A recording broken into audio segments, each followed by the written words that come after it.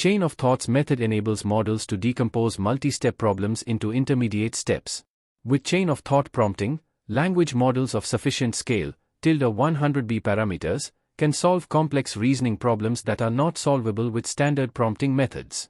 It pertains to the series of ideas or concepts that one's mind traverses while contemplating a specific subject or issue.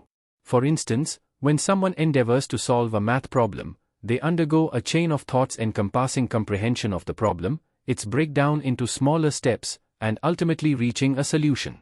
For example, a train is traveling from city A to city B at a speed of 80 km per hour.